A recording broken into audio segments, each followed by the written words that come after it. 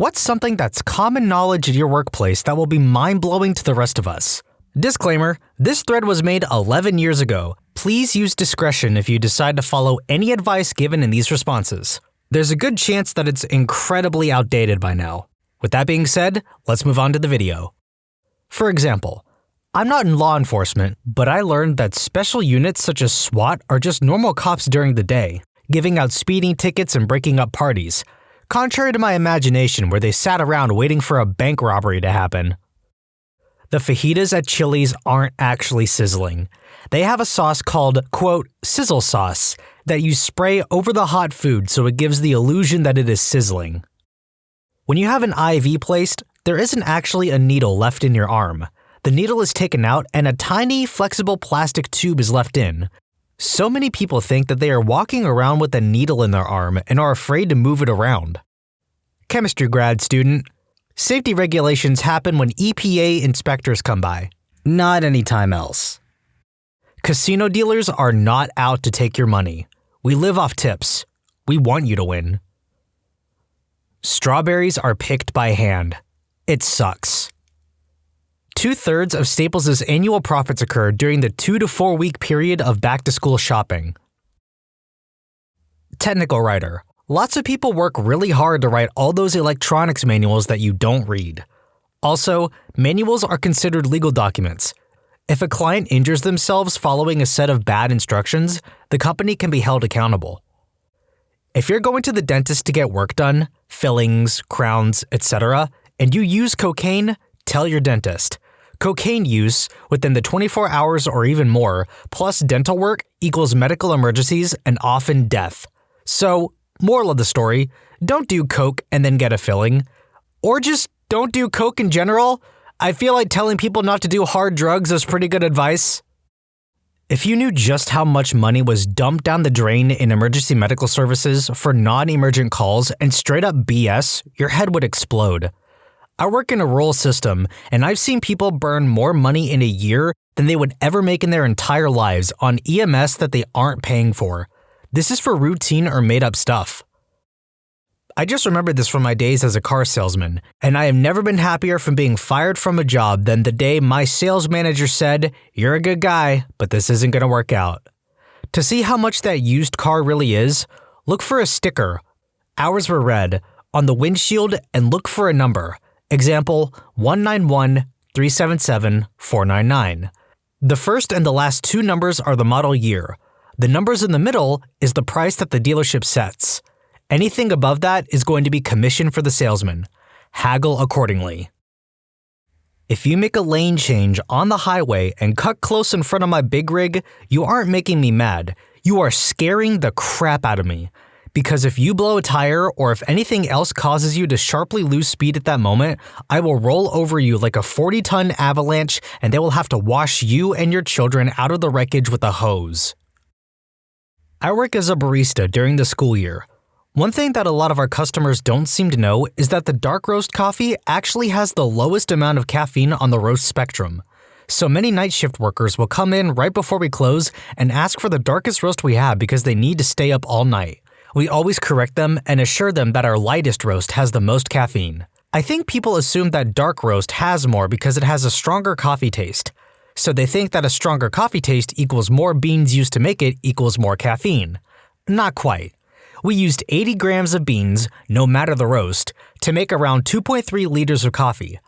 At the shop where I worked, I'm sure this is the same for many other coffee shops as well, dark roast coffee and light roast coffee are made from the same beans. Dark roast coffee, as the name implies, is roasted the longest. The beans get that bitter and burnt taste, but more caffeine is burned off in the process. Since light roast is not processed for as long, more caffeine actually stays in the coffee beans. TLDR, if you need to stay up all night, light roast coffee has the most caffeine. Geneticist here. It is estimated that about 10% of children in genetic studies are, quote, non-paternities, meaning 10% of the kids in the studies don't have the same biological father as we are told they have. Edit, wanted to clarify some things. This could happen when children aren't informed a sperm donor was used, the children didn't know they were adopted, or some other mix-up.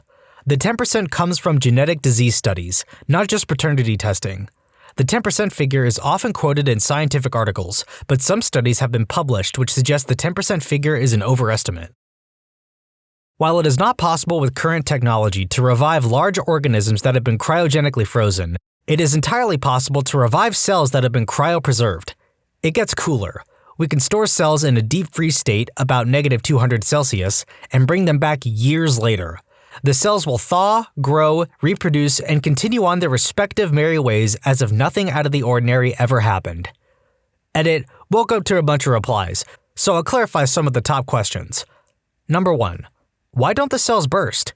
We use a cryoprotectant before we freeze down the cells. This prevents the water in the cells from crystallizing when it freezes. We stick the cells in special vials and put the vials in this temperature-regulating chamber that looks something like a large revolver chamber. This slows the freezing process to an acceptable rate. Once the cells reach -80 degrees Celsius, they are taken out of the regulating chamber and transferred to -200 degrees Celsius. Number 2. What's preventing you from scaling this up to animals? Or humans? Let me preface this answer with the disclaimer. I am not a cryogenicist. Part of my job involves storing cell lines in cryogenic states.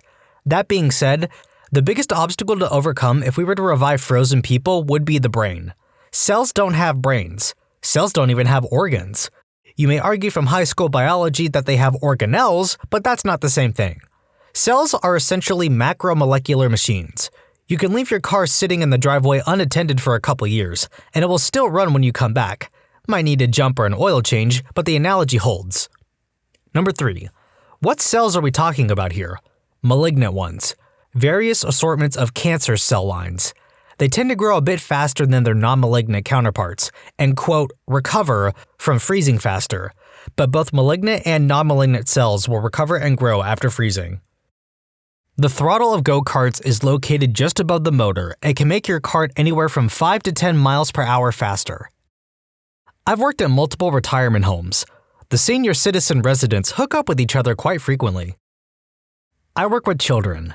In regards to potty training, kids are more likely to be able to go if their feet are on a flat surface. If you don't have a potty chair for them, give them a step stool or a box or something so their feet don't dangle. Helicopter auto-rotation is something designed for and tested during helicopter development. The Helo is able to perform various maneuvers, fly forward at X speed, turn left/right at X speed, Y bank angle, etc., without engine power.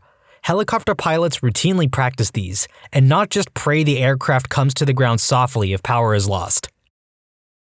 The reason a lot of military units have massive budgets is because the defense funding system works on a use-it-or-lose-it system.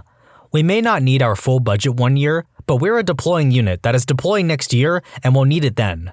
If we don't spend it all by September 1st, the fiscal year starts October 1st, when the new budget comes out, we will have reduced funds. So units frequently spend all the money they are allotted in order to have guaranteed funding for when they need it. If the system didn't punish units for being frugal and made it easy to acquire funds needed for training and equipment, we could reduce spending quite a bit most of the time. 90% of professional brewing is cleaning things. Beer is simple and a naturally occurring substance. We just make it easier for the yeast to do their job by monitoring temperatures, anticipating problems, and cleaning. It's honestly hard to add to this thread. It's common knowledge where I work.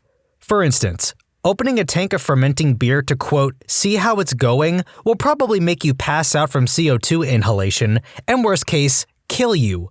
We frequently get drunk college students on tours asking if they can go inside a tank of beer.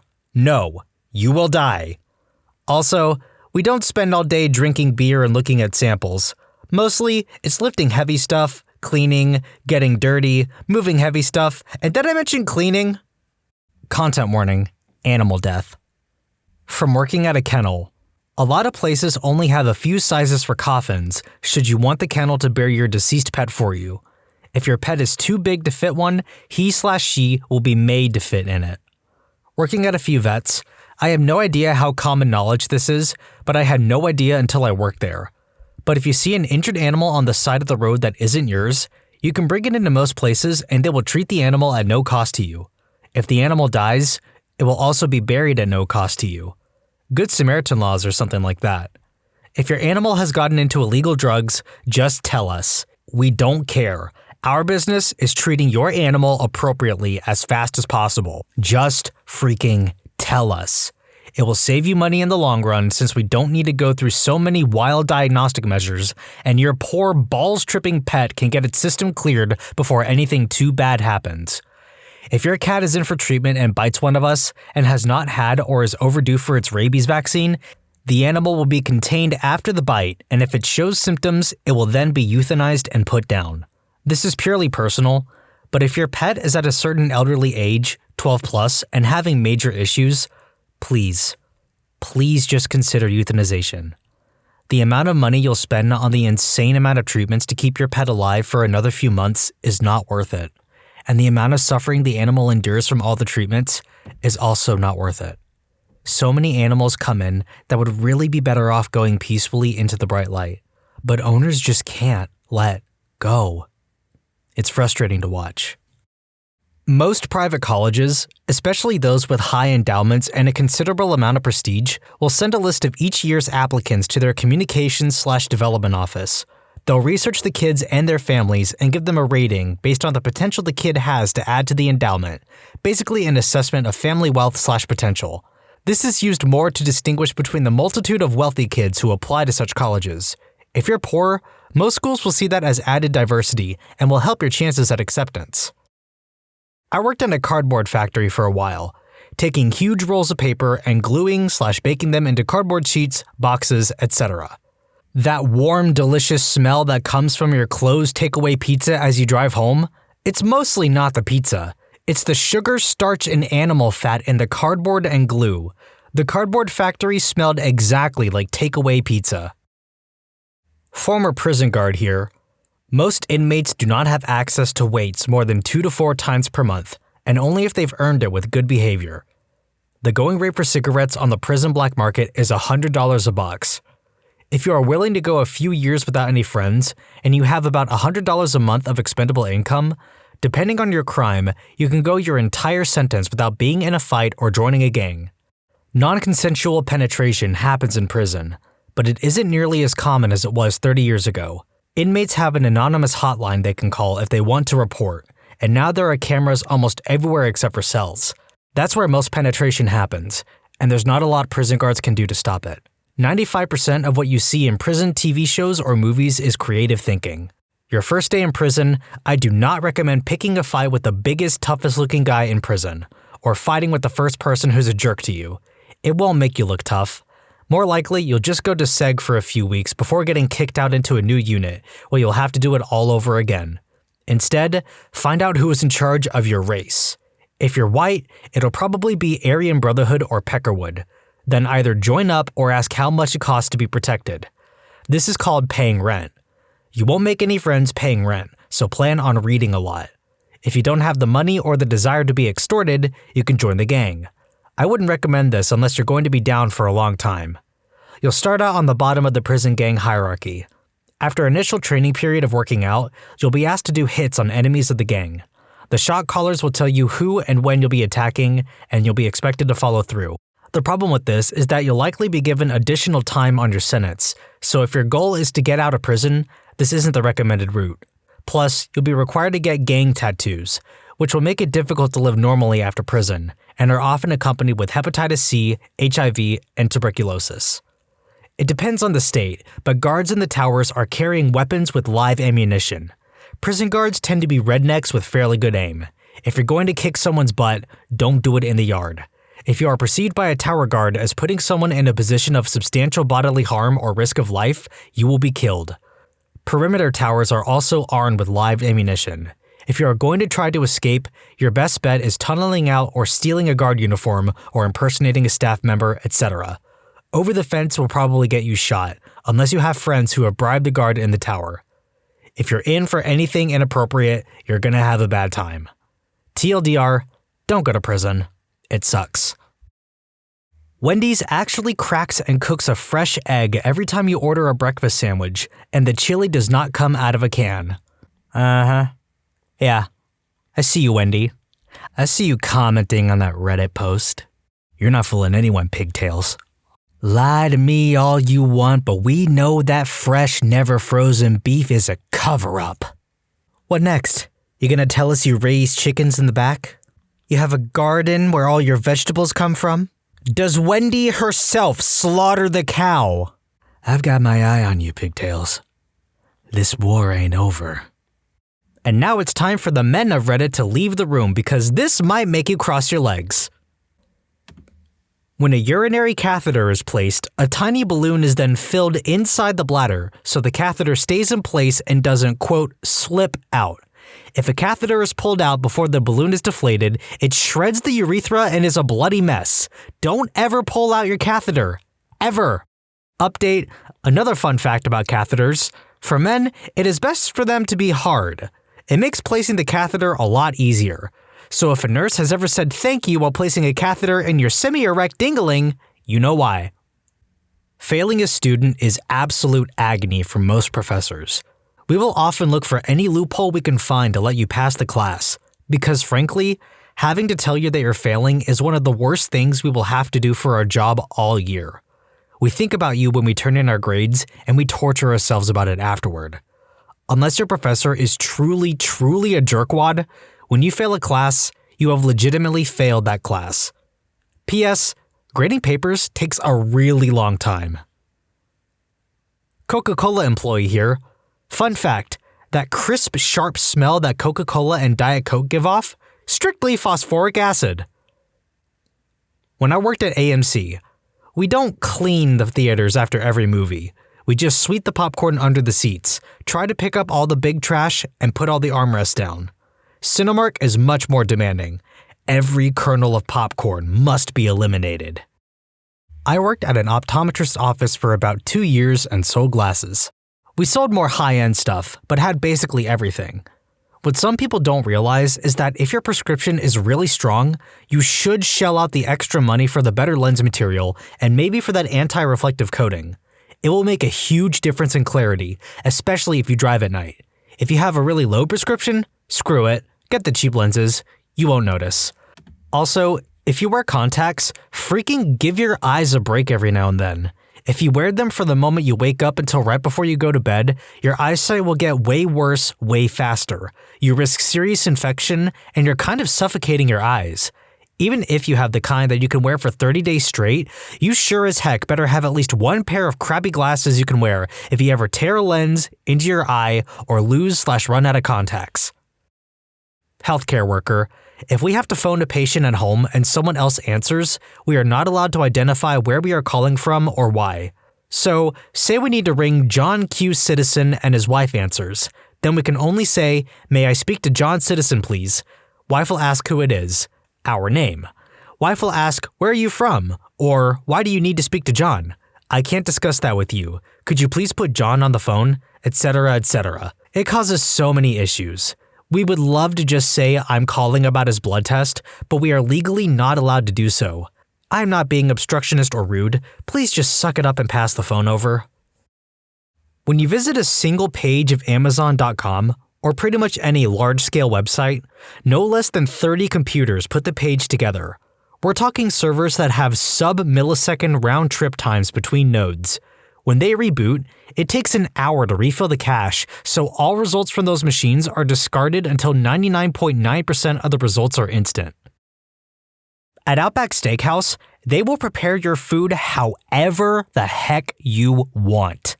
They'll put your sirloin in a blender if you want. Get creative. Edit, I think Outback owes me a gift card or something for all this free advertising I just gave them. I can confirm this. I once ordered a BLT, which isn't on the menu, at Outback Steakhouse, and my waiter asked me what I wanted on it. I was dumbfounded. I'm just a cashier and don't have the power/authority/ability to do most of what you want or expect me to do. I'm gonna end this on an extremely long, extremely unnecessary inkjet cartridge rant. I work for a major ink and toner remanufacturer. Guys, really, just stop goddamn printing stupid stuff. You don't need it. You are getting raked over the coals, even by me selling remans to you at 40% off. A 5,000 milliliter bottle of our most common ink costs us $120. HP 60s are our most common cartridge. They will only hold 6 milliliters. 6! We sell them for $10. Also, those cartridges are garbage. For the love of everything you find holy, stop buying HP's junk. They are made to fail to make my job harder, and since they fail on the consumer too, they just make their lives harder. Why keep giving money to a company that is actively malicious towards you? Buying an inkjet printer that is an ink tank style system will save you countless dollars and headaches, if it is a Canon or Brother. Lexmark and Epson are made to self-destruct and are also less cost-effective than Brother or Canon. These new HP 950/951s self-destruct.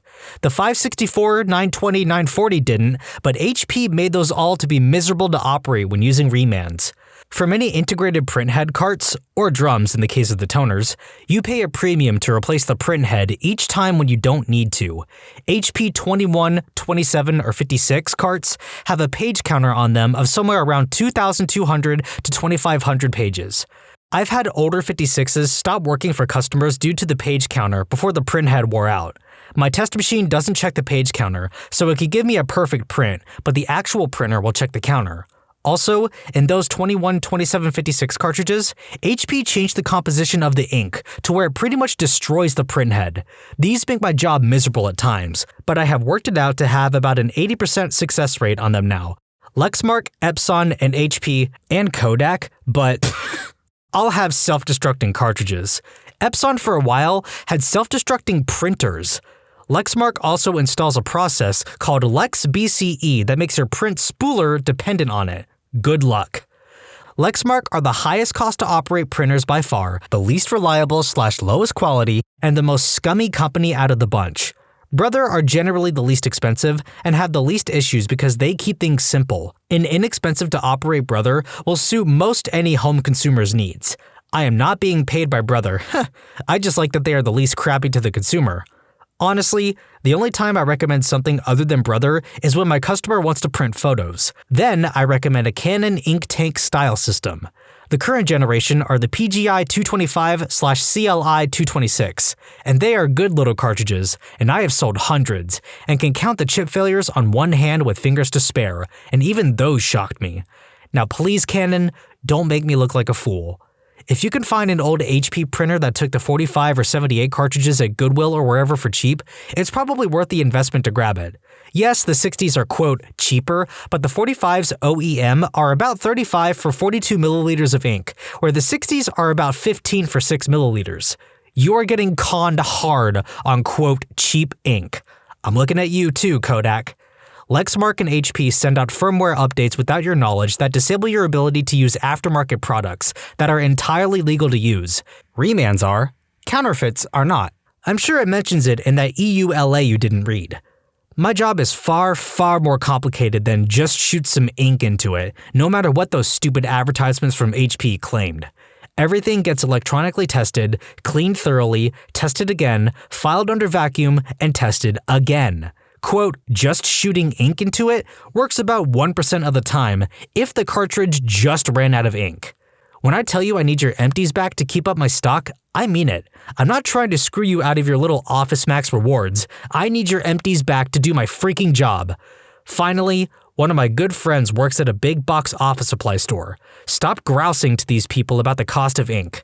There was almost no markup on it whatsoever at the retail level. If you're paying $40 for a stinking 12 milliliter Lexmark 16 at Staples, Staples probably spent $39 on it. Some of this, while mundane to me now, elicits a response from my customers, so hopefully it fits into the discussion. TLDR, I know way too freaking much about inkjet cartridges. When you subscribe, make sure to hit the bell to turn on notifications. Put the playlist on in the background to finish listening to all the stories linked at the top of the description. And if you like Am I the Genius, give Am I the Jerk a shot, linked in the description too. Either way, thanks a lot for watching, and we'll see you guys next time.